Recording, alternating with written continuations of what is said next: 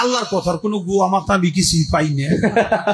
তোমার মতো আরো 10টা-20টা আল্লাহ 2-400 আল্লাহ যদি আরো বানাই দিতে তাহলে তোমার আরো দাম বাড়তো। আল্লাহ সম্পর্কে ঠিক এমন মন্তব্য করেন মানিকগঞ্জের বাউল শিল্পী আবুল সরকার।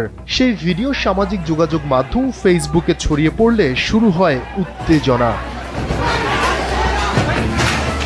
গেল বুধবার রাতে মাদারীপুরে একটি গানের আসর থেকে আবুল সরকারকে আটক করে ডিবি পুলিশ। পরে ধর্ম অবমাননার মামলায় গ্রেফতার দেখিয়ে কারাগারে পাঠানো হয় তাকে।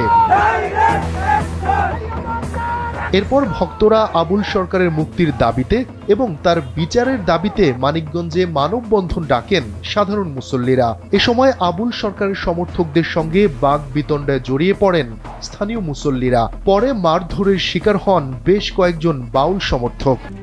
RICL TMX, যুগের পর যুগ স্থাপনা থাকে মজবুত।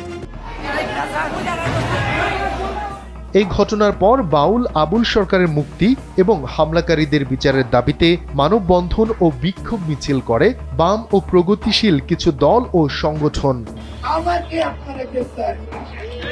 সোমবার জাতীয় প্রেস ক্লাবের সামনে এক প্রতিবাদ সমাবেশে যোগ দিয়ে চিন্তক ও কবি ফরহাদ মজহার বলেন, আবুল সরকারকে গ্রেফতার করা মানে তাকে গ্রেফতার করা। এ সময় গ্রেফতার বাউল শিল্পীর মুক্তিও চান তিনি।